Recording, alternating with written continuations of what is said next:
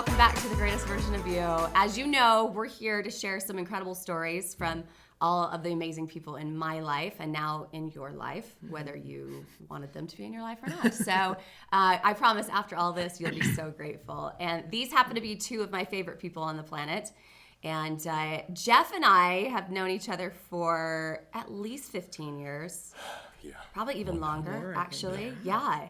Mm-hmm. And then this gorgeous woman came into his life. Was the best thing. Hallelujah. Hey. Glory. Come on. So welcome, Jeff and Nicky. Right. From Arizona. Thank you. Welcome, you guys. Thank you. Yay. Yeah. Okay. Standing O. all Yeah, around. right. Yeah. That's right. Yeah. And you And guys then nobody said Stop. Yeah. No, stop. Thank you. And we're I'll take out. my leave. And you guys all know my friend Trevor Hagen. He'll be Trev. jumping in for us Yes. as well and Oh man, adding we all go the back. great value. Yes, we do, brother. Yeah. Come on. There's some Trev. good stories. We Yeah. did already prep that we're going to keep all of the clean stories. jeez. We got all the other stuff out of the way before we started the podcast. I promise you. Yeah. That's what you A thought. little bit Most of the dirty ones were by Trevor. Yeah. That is true, actually. Okay, yeah. You know that's true, brother. Don't lie. culpability where it belongs. Well, when Jeff and I met, he was actually doing stand-up comedy Yes. in LA. Yeah. Wow. And I was living in Bakersfield. Mm-hmm. Yeah. And so we were all working together in a sales company Yep, and yep. ran into each other quite often and Yep, then found reasons to Yeah, run of course, into of each course, other. Exactly. And I had two little ones at the time Yeah. who were obsessed with Jeff. Oh, I'm sure. Yeah. It was And fun. It could was not fun. wait to Yeah, hang out with yeah, them yeah. and watch all their YouTube videos. Yep. Oh my God. Which are no longer on YouTube. I know, and Praise the Lord. that's actually a good thing, you know, because I actually want to get hired at places. There you was know? one Yeah. though where I you want were a employment. preacher. Come on now. And you were dancing. Do you remember that one? Yeah, it's my And it kid's was like favorite. straight up out of a movie. I'm man. telling you. Yeah. Those Well, Dig YouTube that up. videos were the first reason our relationship ever ended. honestly, I was like, she watched those things. Like, no, thank you. this is the man I fell in love with? Totally. No, we broke up twice, and one of the reasons was because of all that stupidness on YouTube. And I mean, it was all Because that it was talent. funny, but I on was like, I YouTube. want to marry a man, not a crazy. Like, no. It was great. Anyway, yeah.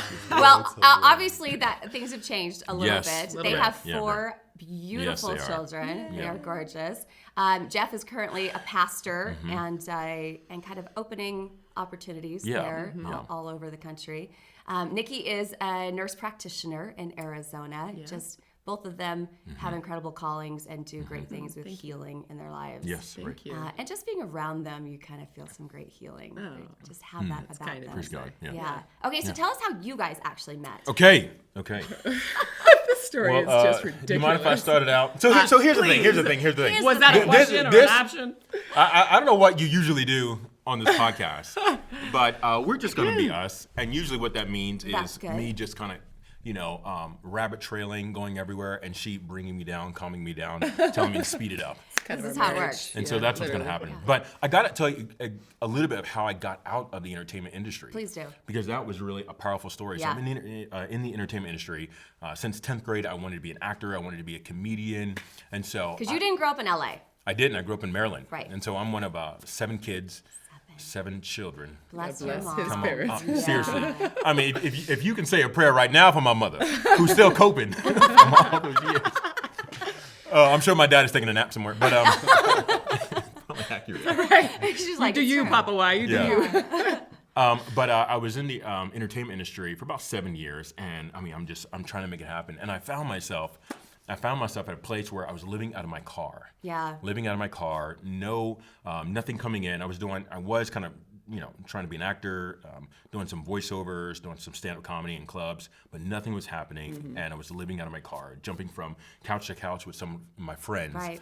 And I just found myself in this moment just bawling. I mean, like the nasty snot, like, okay. what am I? I mean, but that's true. That you want it to be accurate and real, right? But Unnecessary. it was when that was going on, and I heard, you got to say, I'm a preacher, I'm a pastor, so I'm going to come from, and I heard God like I've never heard him before in my entire life. He said, "You're done. You're done with the entertainment industry. I've called you to ministry. I've called you to bring a message." Yeah. And then I was like, I was irate. I was angry because I wanted to be the star. I wanted to act. And we wrestled with it for a while. And then I said, okay, God, you want me to speak? You want me to bring a message? Then make it happen. I'll show you. Make it happen. Right. No, I wasn't even like, You show me. Yeah. Like, you Right. show me. I mean, Right, 'cause make a way. I have been in front of people doing stand-up and like hundreds of people, sometimes even thousands of people, but bringing a message, like actual content. Yes. To help them, with their life, like that's just not me, and I was scared to have to death. So make it happen. Well, 3 days later, a woman named Kimberly Majeski calls me. She said, "Hey Jeff, my name is Kimberly Majeski. I'm from Anderson University, your alma mater. We have alumni. We have homecoming coming up, and every homecoming, the Thursday before, we have a chapel speaker come out and speak. Oh, wow. Your name has been circulating in the office the last 3 days. Oh. I don't know if you're available, but we'd love for you to come and speak at homecoming You're like, chapel." let me call my assistant I- and check my schedule. No. What happened? I wish there was a camera on my face in that moment. I could not believe it. And she said, "Well, you can pray about it." I'm like, "I don't need to pray. Yeah. I'll come out there." So I went there and spoke. Lord have mercy. Praise God, that video isn't on YouTube. Because the stuff I said, Yeah, but it you was- know, it's a It was progression. half It's a stand. It was progression. half stand-up, It's a half progression. content. But anyway, so but more and more ministry opportunities started happening Yeah. for me. And then about maybe 5 months later after that, God said, "I want you to go back to school." Now I knew the brother was joking, because I'm just not an academic. I'm not. I mean, I barely got out of school. Yeah. I graduated summa cum barely. Summa cum barely. Oh my God. But praise the Lord, I got out. Praise God. But anyway, all that to say though, so he said, "I want you to go to school. I want you to go to Fuller Theological Seminary, which is in LA." And I said, "Okay, I'll apply. If I get in, I'll go." Knowing Yeah, there's it's not no gonna way happen. I was gonna be able to get in. To this day, I don't know how I got into that school. Really? I got in. Yeah, you're right. It was God. Yeah. And so about maybe 2 years in, I'm there, and then I meet my wife. So we are. So she just got. Well, explain how you got there. So I went to grad school at Vanderbilt in Nashville, Tennessee.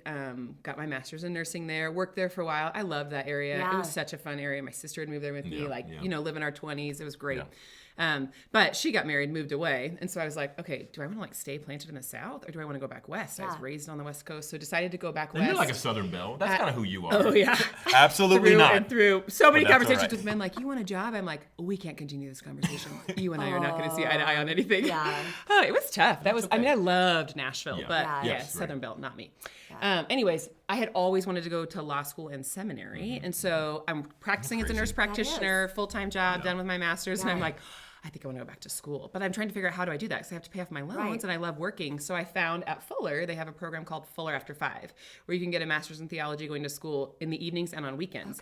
Okay, I'm single. I don't have any kids. And I'm just a nerd. Like, I love to learn. And so I was like, I got to go. But like, a hot nerd. Thank you, honey. Thank you, honey. Aw. So which is where the story is going. So I apply. I get in, knowing I'll get in, separate from Yeah, this. right, exactly. Because I'm a nerd. Totally different story. Right. So get there. I start my job in LA. I'm working as an NP full time. Walking to my first class, it's like, an evening class. I'm Yeah. so excited. I'm a Lecture nerd. Like, hall. I have my new laptop. I'm Yeah. like, I'm going to learn Christ and culture. This is going to be all about how like Jesus works in culture. It's going to be so like meaty and I'm going to love it. Yeah. So I get into class. I sit in the back of the stadium It's like a seating. lecture hall. Very like, Yeah. I'm a student. I'm studious, right? I'm ready. I've got my laptop. Class starts. I'm gonna tell the first part. Okay. Class starts. The conversation's going. I'm literally like ecstatic. Like, this is my new phase of life. Like, Yeah. I'm gonna learn everything I've always wanted to learn about deep theological issues and questions that I've had. I mean, I was raised a Christian, but like lots of good You're I really actually wanted to study. looking I wanted to forward. break it Yes, apart. exactly. Exegesis of Scripture is So, huge yep, to me. yep. So, anyways, I'm sitting in class, and this is the first day of class, for the record. I'm sitting there, and in walks in 20 minutes after class starts, right next to the professor in the front of class, not like through the side, not through the back, in a stadium hall. Jeff, suited and booted. So suit, tie, why? It's 5:30 You're p.m. like We're all in an college. evening seminary class. Okay. Everyone's poor. Like, okay, suited and booted. He walks in. The professor looks over and is like, "Hey, Jeff." And he's like, "Hey, professor." And my immediate thought was like, who is this Yahoo? Like, I'm paying for this class. Like, I'm paying And cash. like You're an outcast you're going to need to get it suit. together. Totally. Hair like this, but Oh my like, gosh, like Oh, I remember 5 that. add like times 5 so- inches. Like, I remember the Oh, hair. yeah. A lion's mane. There was anyway, you could take, so this is, so I'm like, I'm already a The little hair annoyed. had Like, its I'd like to own learn. It personality. did. It did. Oh, I mean, people. it did. People always. I mean, even till this The hair. to this day, people look at the hair first and then me. Yeah. Because first, like, how does the brother have hair like that? Well, I mean, God is able. Come on now. I can do all things through Christ who strengthens me. But your style, dude. I would sometimes go to convention just to see it what was suit just What Jeff is that. was. Jeff gonna wear? I know. It's it's like. I was searching for myself. I was trying to find myself. Anyway, but I got to the class, and 20 minutes late. And so I sat down and I came in just, Guys, the stuff I used to do back then, I look back at it, I'm like, oh my word, Lord, thank you so much for Watching out for me. seriously. I was just a mess. And so I sat down and I'm like, hey, professor, I sat down and about 5 minutes in, I'm like, this class is a joke.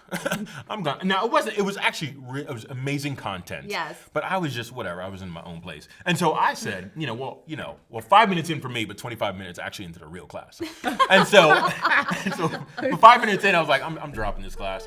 And then I was like, well, let me see who I know in the class. Nice. Like 60 Because people. that's in not there. at all disrespectful in look stadium around. seating. And I'm in the If there's front. any other reason why I should say. Listen, I'm in the front. Because social are as important as academic. And so I'm gonna show you exactly. So she's sitting there. I'm sitting Like in 4 the- rows back. Like 4 rows back. Yeah. I'm in the front, and then this is what I do, just looking around.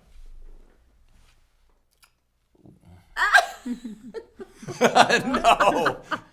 Super awkward. Just Super like awkward. that, and I probably looked at her like that probably 16 times. 3-hour class. 3 hours. Because it's an evening course, so it's a lecture hall forever. And at first I was like, Wow. is there like a clock behind my head? Like that dude You're in like, the front. what is going Yeah, on? literally like that's behind because me? nobody is that direct, right? Like Right. that's super direct. Oh no, that's tough. No, yeah, I know. Well, now I know, right? Anyway, So class ends. Class ends. We end up chatting. Oh no! When class ended, I was like, "Is like, has he really been staring at me?" Up and bolts straight for Straight. me. Right I was back. like, Straight "Okay, well, happening. I mean, the guy's got chops. Like, he's totally willing to go for it. He's like, "Hi, I'm Jeff. Are you new here?" And I kind of looked around because I'm sarcastic and was like, "I don't think I'm the only new person here." To which then we started having like a little We dialogue. all and knew. The funny thing is, we ended up chatting and conversating that night for about probably 2.5 hours. But here's what's hilarious about it. After that conversation, we both thought, man, nothing is going to come of this because we are completely so opposite. different. Right. I mean, different. even Such different people. both like have this, knowledge of God and faith in Christ, but just how we perceive and look at things is so different. Yeah. Right. I mean, she was Our raised lenses in are- something called the Vineyard Church. I was raised in the Church of God. I mean, you could not be any more Yeah, they're pretty opposite. different. Where in our tradition, like you come suited and booted. You come what they call dipped. But her and my dad was a pastor. Her dad's a pastor. I mean, you could not have any two. My dad a wore like complete shorts opposite. and like Hawaiian Hawaiian shirts shirts. and Birkenstocks to preach. Like, I mean, right. like so different. Yeah. Like. And I'm like, it- that's it's entertaining. sacrilegious. It's still entertaining. How We can you always- honor the Lord? We Look always like tell that. our dads when they get together, like, just don't talk about the Holy Spirit and politics. We'd be fine. Don't. Yes. It's gonna be a Exactly. great visit. Nothing No. important. Let's keep the Like surface, those two are people. gonna create a war. No, seriously. And they're both Wow. just large guys. Oh, Her yes. dad is 6'5", like 275. My dad is 6'4", Yes. 290, and has his voice is like Barry White and James Earl Jones put It is. together. And so, I mean, he's just, and then the Lord had to make him my daddy. Yeah. So I never talk back to my daddy, ever. But That's why you here. But what's interesting about that was, so, we ended up graduating. Obviously, we got married. But just, man, that night was probably the beginning of our life, Yeah. the rest of our life. Yeah. Because what we discovered that we were so different, so Yes, you would extremely say. different. So I would say the first epiphany was like God's called me out of the entertainment industry. And I would say one of the other epiphanies was getting married and discovering, wow, I have married my exact opposite. We're both Yes. gregarious and extroverted, Yes. but Which it is pretty really fun, but but it pretty much ends it there. ends there. Yeah. It Everything ends else there. is a The diversion. similarities. And so one of the other massive epiphanies, I was working at a place called Azusa Pacific University, and I discovered something called Strengths Finders. And so I was at an event, I had to support it, and then a guy named Marcus Buckingham, he was there like speaking on strengths. And this stuff was like, stuff. this is fascinating.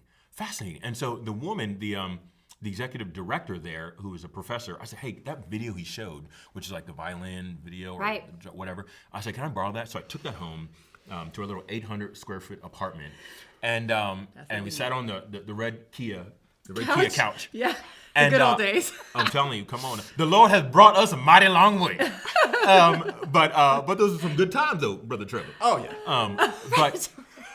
We sat on that couch, and were we good played that video, and so many things in my life broke. Hmm. And so many, while it was breaking apart, it started building up. course. Because forever in my life, I just thought, like, I'm not smart enough. I'm not good at academics. I just, the way you had spent all that time focusing all of your weaknesses Correct. and how broken you were Exactly right. instead of focusing on your 100%, strengths Becky. and 100%. recognizing those And things. so- Which And all was it took so- was a Marcus Buckingham Yeah.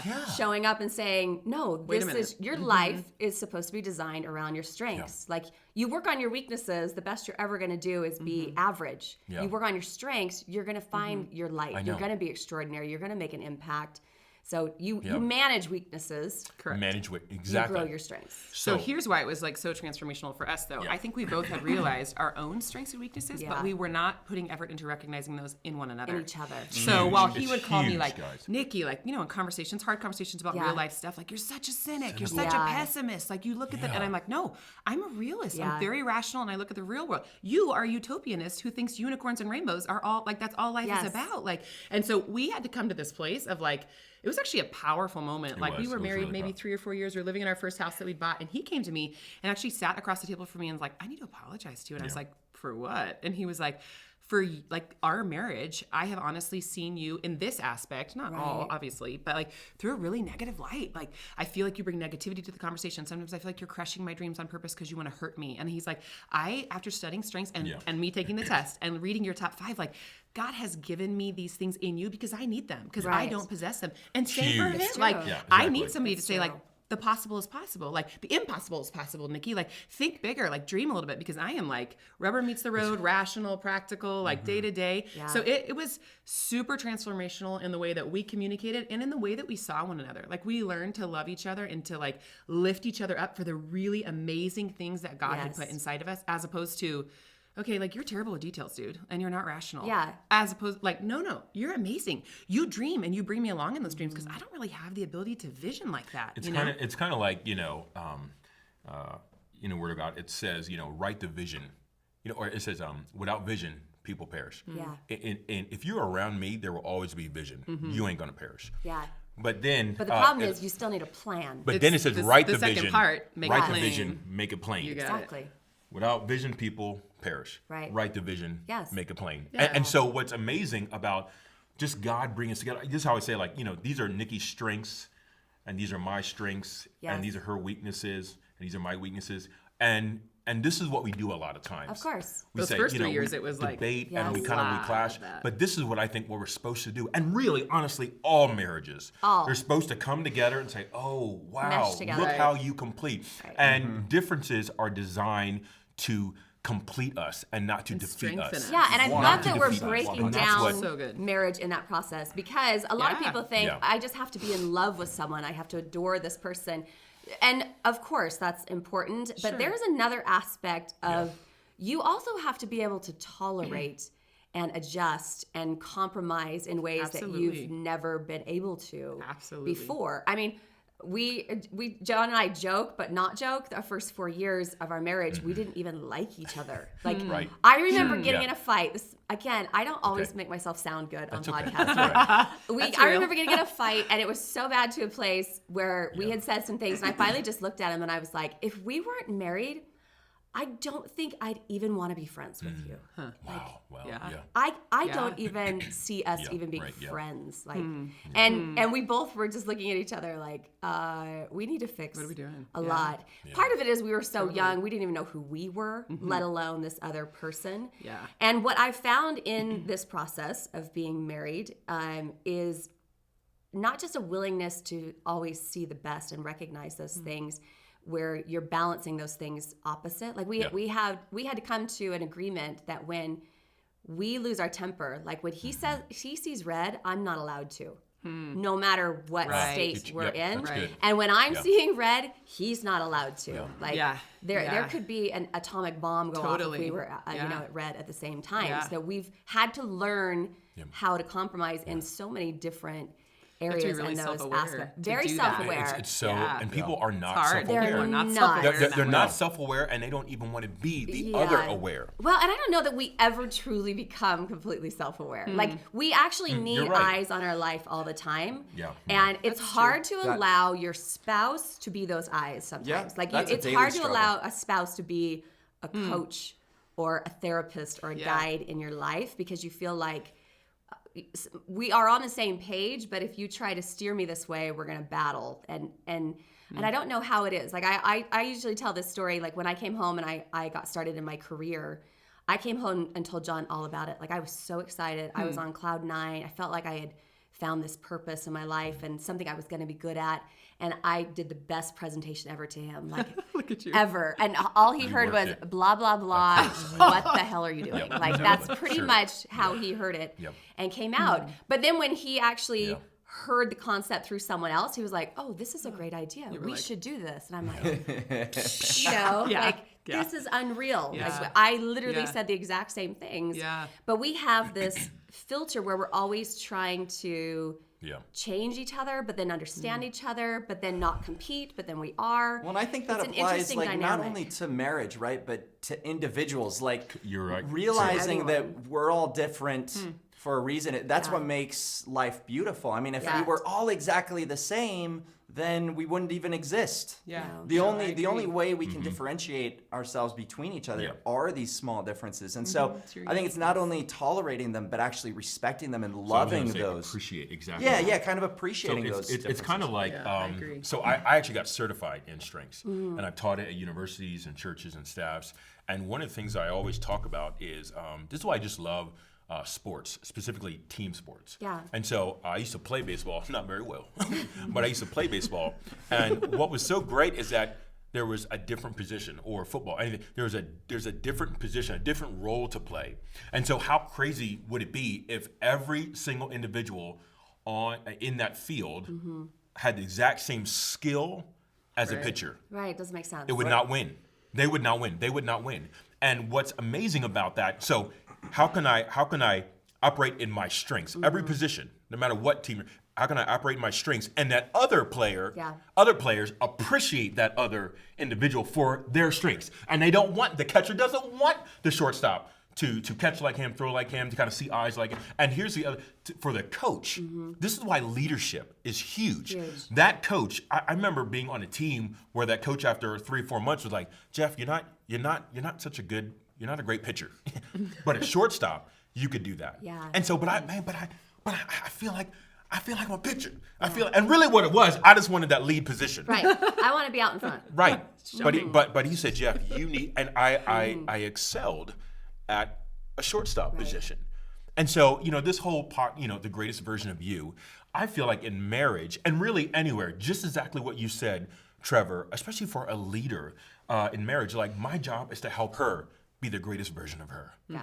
And her job is to help me be the greatest version of me. Absolutely. But a lot of times, all we're wanting to do is to, like, you see them as like, they're not helping me to get where I need to go. So I need to change them. Yeah. I need to change them and how best I can live my life. Yeah. Yeah, good luck with that, right? Oh, Yeah. I've hard. Especially to marriage. tried it. That's true. Didn't work. I think one thing that like has been super instrumental too. We heard a pastor say like 4 years ago that we loved, like in like any relationship in which you have a lot of vulnerability with somebody, you have to know that they believe the best about you and that Yeah. you believe the best about them. And they want the because best for in you. order Yes. to receive any kind of critique, in order to receive Yeah. when somebody's trying to make you better, like, and that's even, I know Jeff is for me. He's very verbal about that. He loves me. Like, he's a wonderfully supportive husband. Like, I know that he wants me to be the best. But still, when critique comes my way from him, it's like, Sure. my first defense is like, jerk. You Yes. know, like, Right. no, like, I'm A little amazing. You know, like, twinge. no, like, I Yes. don't want to believe that about myself. And I have to literally tell myself, like, he believes the best about Yes, me. And yes. I believe the best about him. Yep. And so the only reason he would bring this to the table is because I know that he wants me to be better. But that really, if there's no foundation of a lot of trust and a lot of love Yeah. and the hard work of being on each other's team for years, day in and day out, it's really hard to receive that and actually do something with it. Yeah. Do you know what I mean? Yeah, and it's amazing how some of the techniques you learn in sales apply to relationships so well. Like John and I, we learned a long time this concept of a poo-poo sandwich. If you've heard, Oh. I have not heard Like of this. Tell me. So the poo-poo sandwich, the bread you is the shouldn't tell us. soft, lovely part, Loving the name. and then the not so lovely part is in the middle. So Okay. you come in and like there's been times after events where John will take me aside and he'll be like, I mean, you did this really well, and Right. I love seeing you shine and blah blah blah. And then he'll say, are you open to a little criticism. feedback, Yeah. you know, and I'm Yeah. like, yeah, of course. And when he asks it that or says it that way, because he knows he already brought in with a compliment. Right. He Good put, job. and then he Right, comes right, in right. with, There can I put the poo-poo Can I put in something there? in there? Yeah. And then delivers that critique and then says, but man, I love seeing you in that Got it. arena and I love watching you grow. And Yeah. like we figured that out with each other. It's good. It's the same way, because I would never even do that with someone in sales. If I'm mentoring someone, You're very you absolutely cannot right. Absolutely you right. cannot Very coach true. someone who hasn't asked for that Right, yeah. Correct. in response. And Right. and because you want to grow together in a relationship, Yeah. you have to be willing to have those conversations with each other. There were even moments, I think one of the hardest things I ever went through was when John and I went out on a date one time, like with another couple, and I obviously turned into a conversation where I was like brag about something going on in our life. And we left there and he basically was like, I was embarrassed by you. Wow. He didn't say it in those harsh Sure, words sure, because sure. he knows better. I would have like probably Lost it. like run the car into a wall just to get back at him. But I'm kidding. I wouldn't have done that. But it literally mortified me that I would ever make him feel that way Yeah. too. Yeah. And so there are moments that are harsh, but we have to learn from them. And then we have to apologize. Like he still even apologized to me, and I had to apologize to him. Sure. But I will say probably 85% of our marriage, he has apologized. I am not good at it. I'm not At either. all. I'm not either. It's Jeff's really much hard. better at it than me. Yes. Yeah.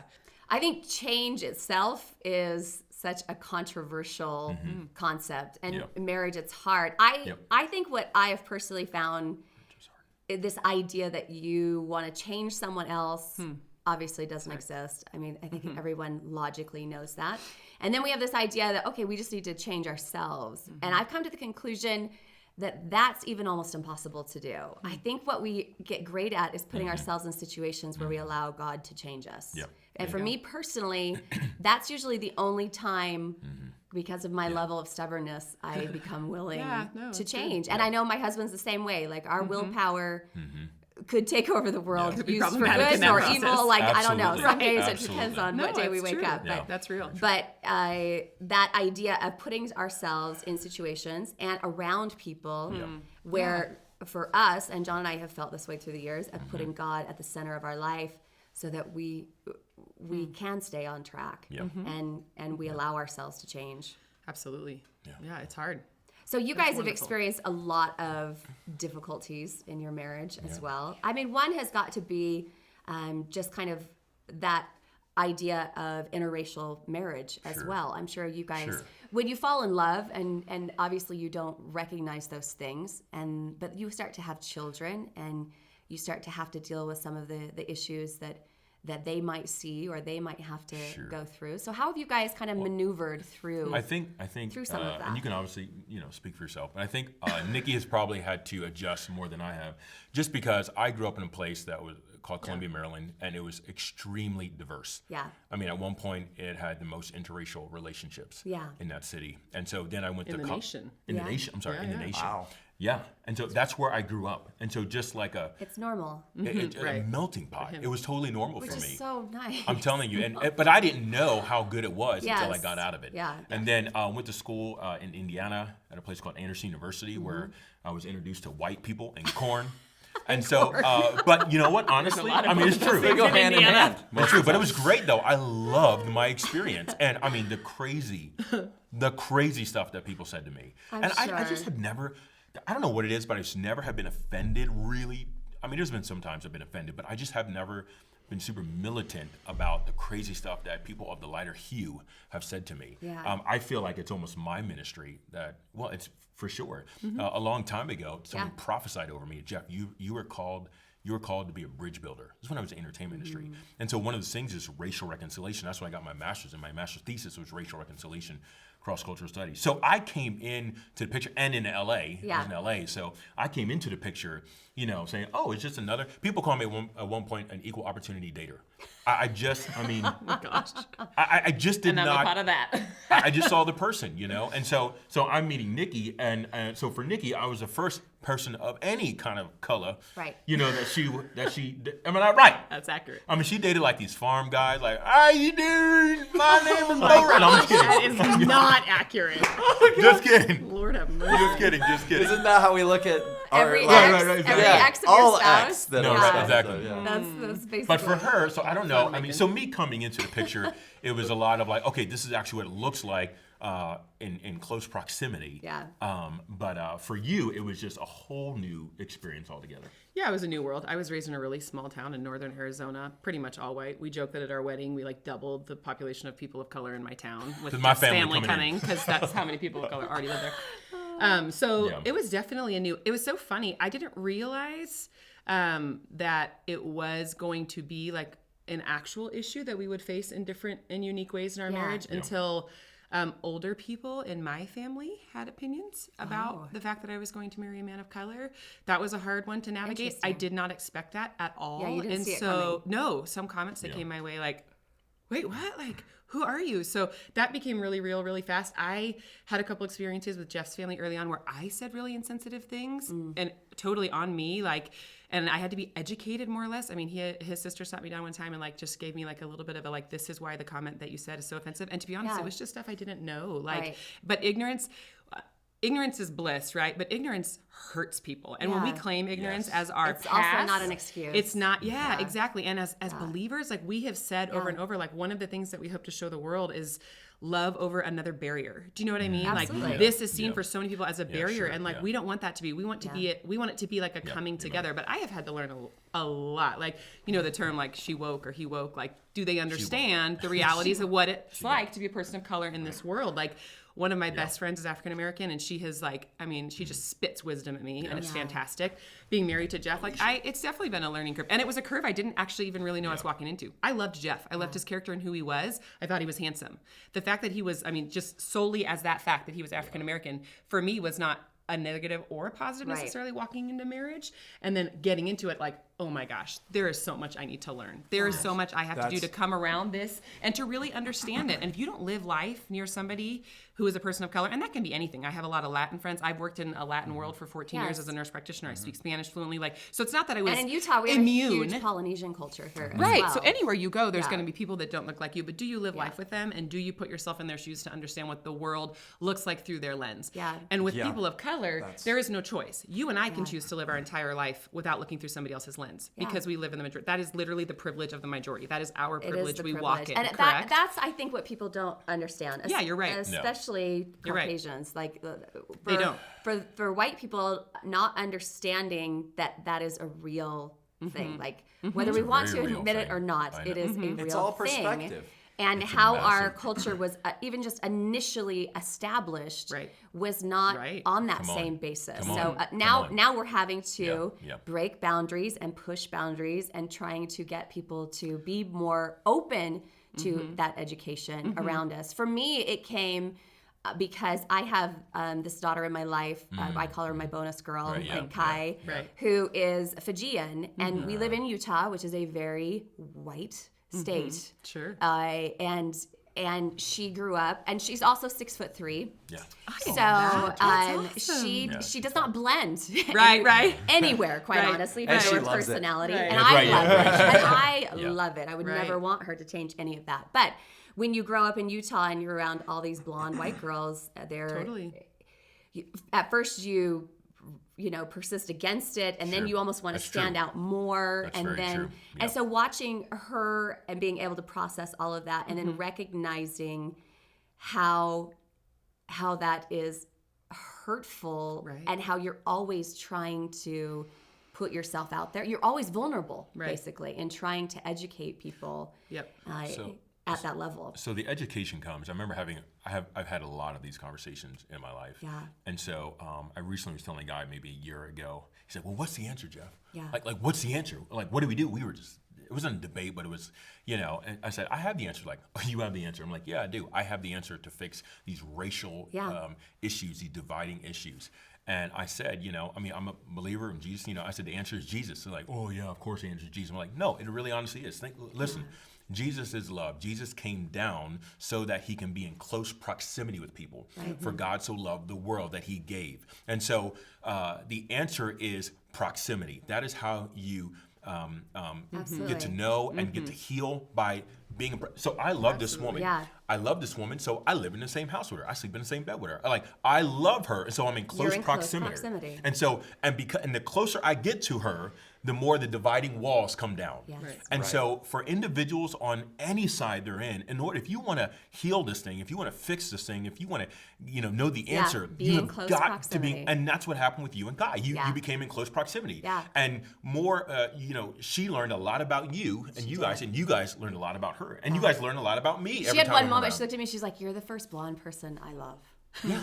And you're probably the closest. But think about that really, comment, too. because she's probably surrounded 90% of her time by blonde. You know what I'm saying? Yes. That's a comment And that really she had shows been hurt and her life. offended. And you accepted her And as she was. just kind of expected it at that point Wow.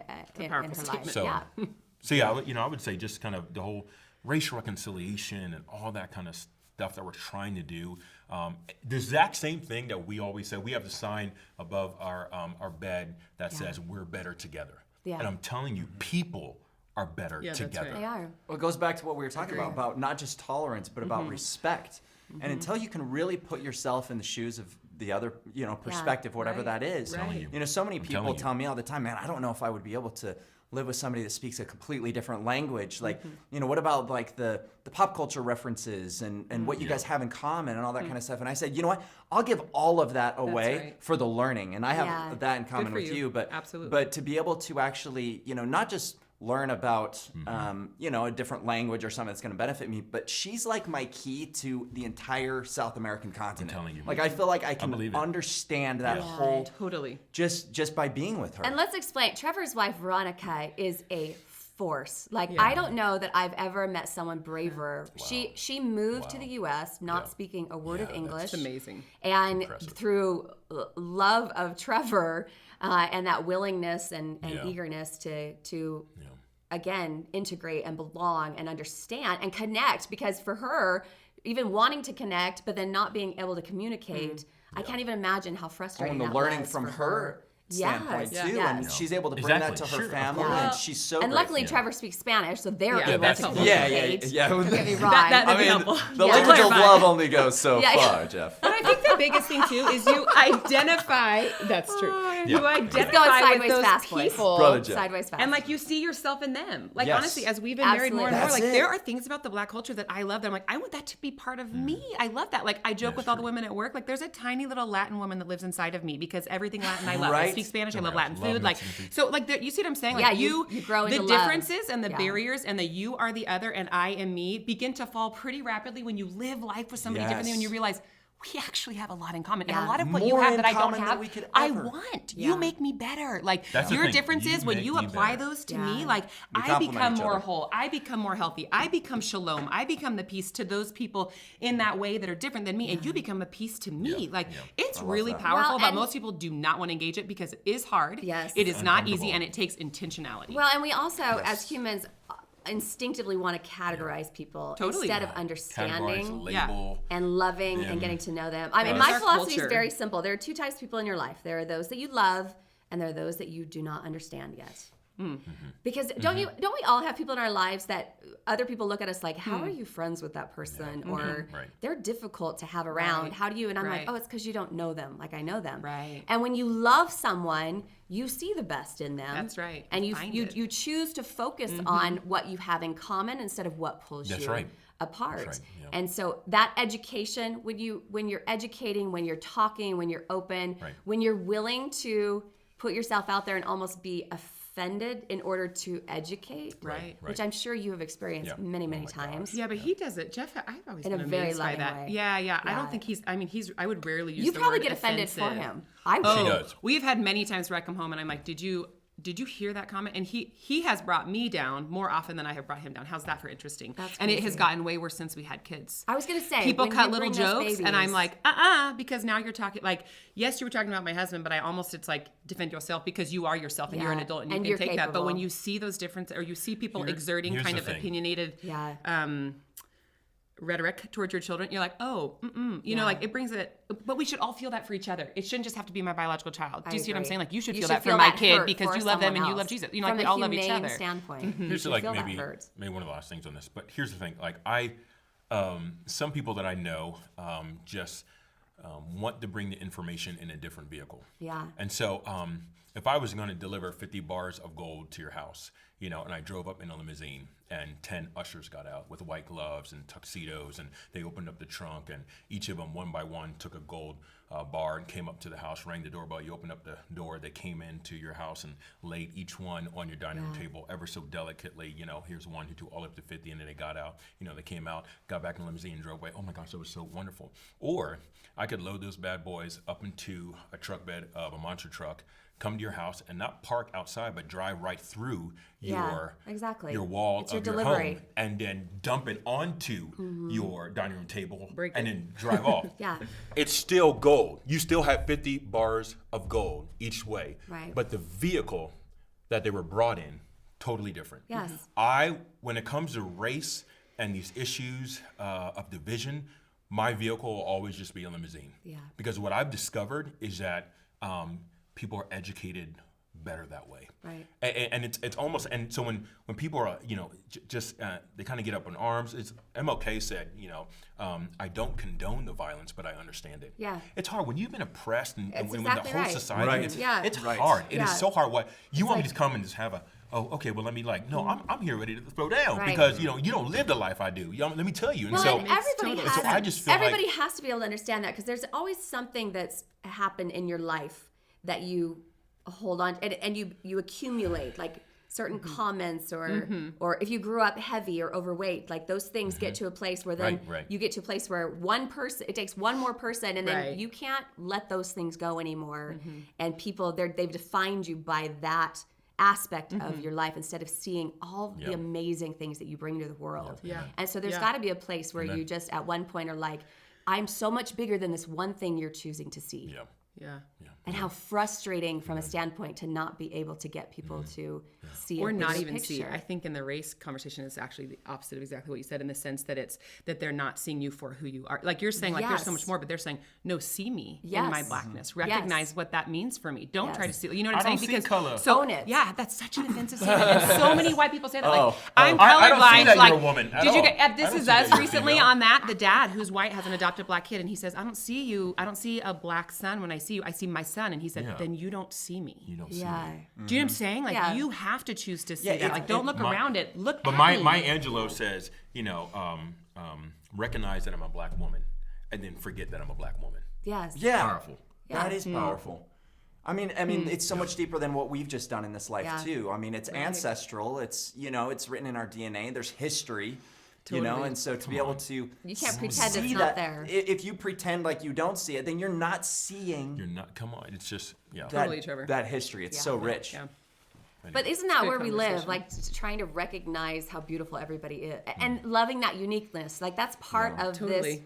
movement I want to champion with Greatest Version of You, Yes, is recognizing that if we could just celebrate everybody's uniqueness, how much easier it would be in our world to just love. You're so much open to these relationships and being able to understand and then just share these great people with everybody else. Like give them a stage to understand and believe.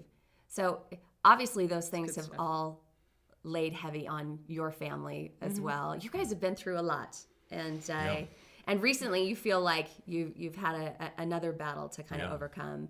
And you guys know this, like this level of vulnerability is rare.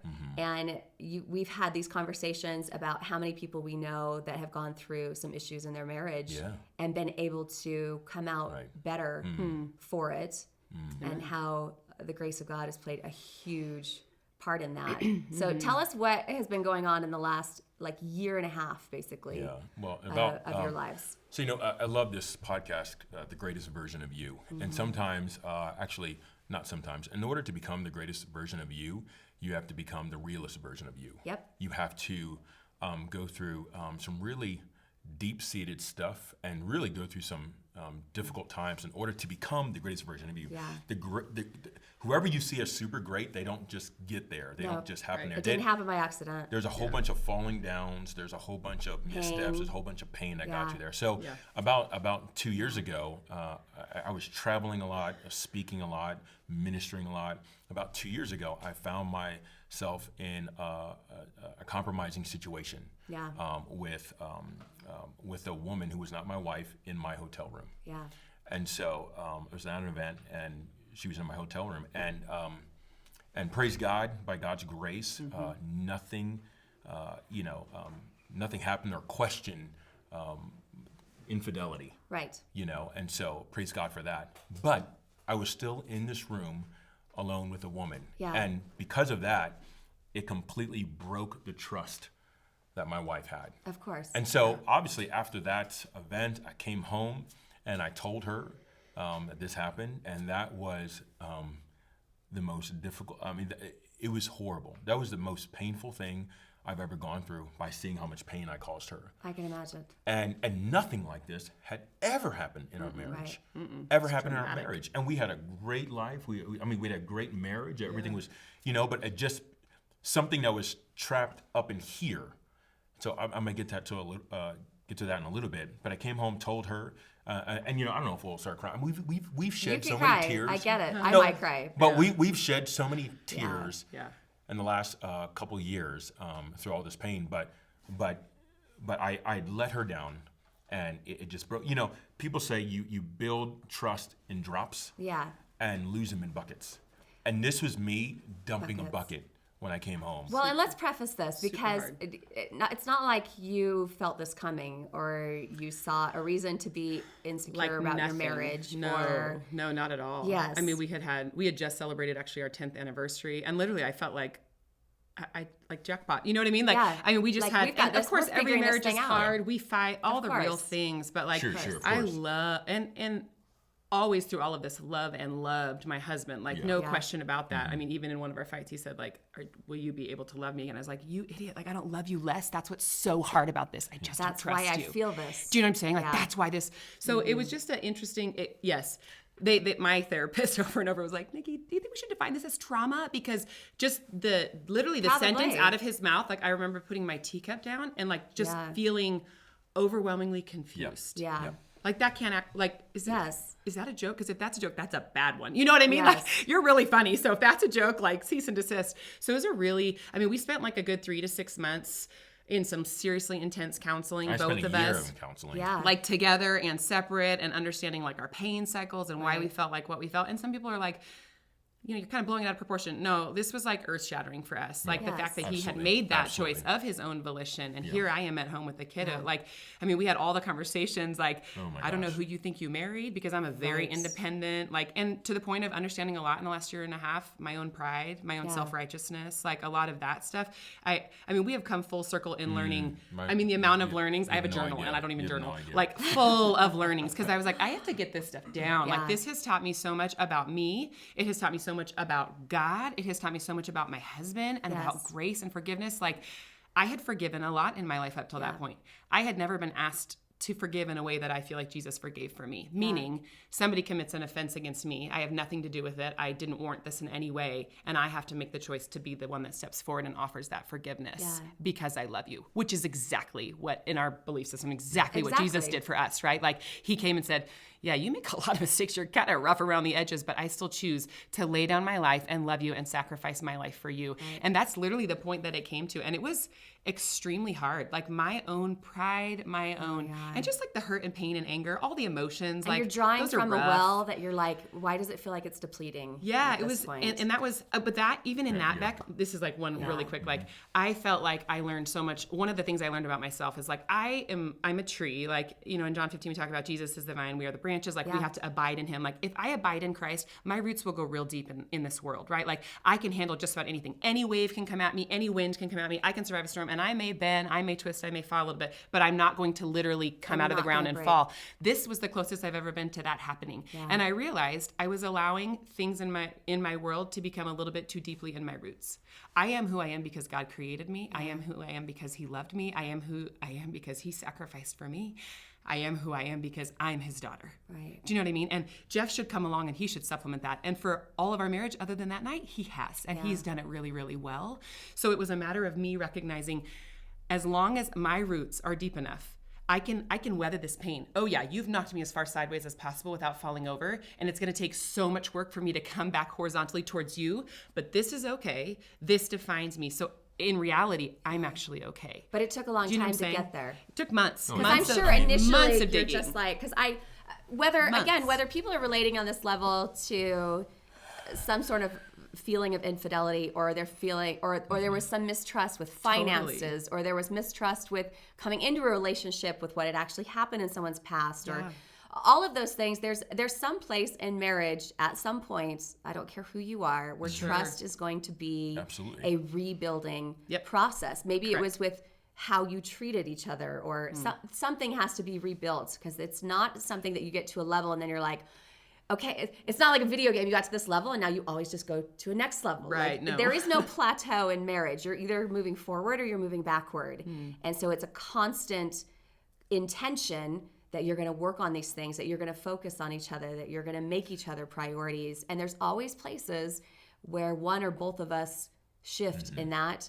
And sometimes even reminding each other is not enough. Sometimes that level of humility has to be so painful that it scares the hell out of you. Yeah. It does. And it And did. you have that moment like, I could literally lose everything that's important to So me that's- because yes, I'm exactly. weak, I'm human, and I didn't see this coming. And so I let a series of choices lead me to a place in life where I was susceptible to those things. I think it's And where self-awareness again, it is, too. and where it gets scary is all of us have been in a place in our life, in our marriage, where we thought, I'm immune to those things. Yeah. I'm telling you, It's Becky. one of our biggest faults in this. And you're not. Nobody So is. I would say, as a pastor and a leader, someone trying to help people get there. Yeah. You know, it was hard because here I was bleeding, and you know, I heard a pastor say, "Where do leaders go when they bleed?"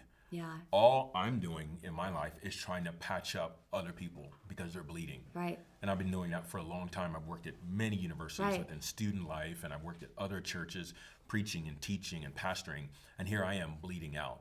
And Humbling. oh my word, I would say Humbling on steroids. I had to come. Yeah. I had to get past shame.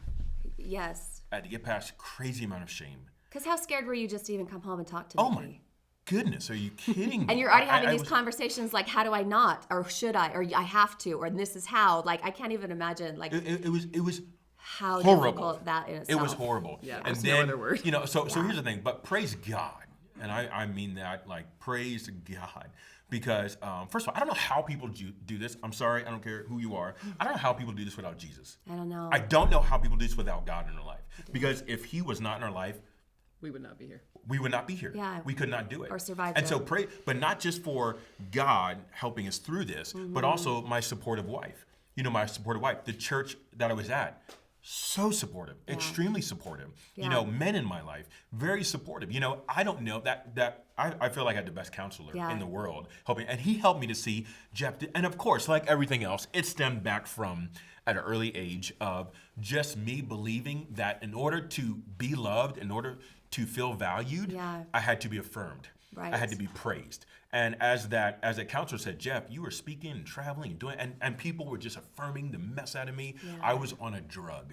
I was on a drug believing it. And I got close to the glory line, you know, and I would probably say like, oh, all glory to God, but it was really all glory for Jeff. Because you were at a place where you were the center of your I was the center. your life. And even that phrase, do you know, I know. I filled out, you know, question, do you like being the center of attention? Yes, I do. But now I'm like, oh no. Who doesn't? No, I don't want to be the center of attention. a God, dangerous place. a pastor told me, a really smart mentoring pastor of mine said, Jeff, you have some really great talents, gifts that God has given you. Yeah. And they will get you there or they will get you killed. Yeah. And because that's what got me to that place. Yeah. And so I went through, humility, I think that's the word.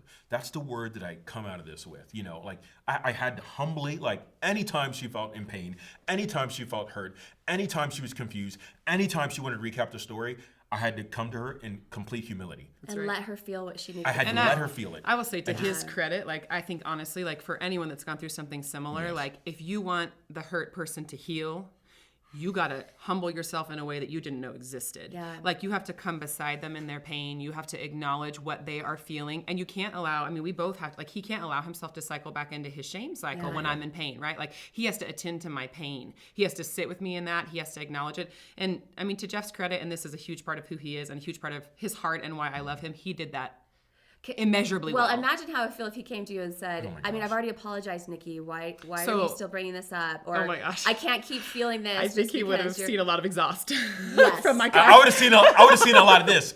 But I've seen that many, many times. That's super common. It's It is, very where they're like, super I common. can't keep apologizing. I can't keep feeling So, bad. here's And the it's like, difference. well, okay, well, I'm still feeling this. I did have to learn that it wasn't a continual apology. When you have forgiven someone for something, they do not need to continue to apologize. I Yes. did need him to come and just say, like, this really hurts. I'm living in the moment again of that choice. And I feel literally what I feel is a pain that I didn't know I had. Like, Yes. Nikki, you have to go through the emotions, not around him. How many times Yes. was that told to me? Like, just sit in the pain when you feel it. And sometimes that meant Jeff sitting by me on the bed as I cried and just putting his arm around me. Yeah. And that was good recognition that, like, I'm in pain because of something that you chose, but in this moment, you are a part of my pain and you're going to help me heal. It's Yes. the only way we're going to be able Just to be move a part of forward. the You know what solution I mean? at this Presence point. yourself with me, be a part of my pain. And you have to do that with, like, the utmost humility. Like, when you have in any way hurt or betrayed someone that you love, like, Don't to get come defensive. to come at that with any like literally like 0.1%, and God knew that this is what we would need, and he gave Jeff a humble heart because I could not have done it otherwise. I could not have walked this process. He came with like 0.000% of self-righteousness. It just wasn't even there. Like, I made a mistake. I take 100% of the responsibility. Yes. What do you need from me for us to move forward? I love you. I choose you. I was, you know, fallen in that moment.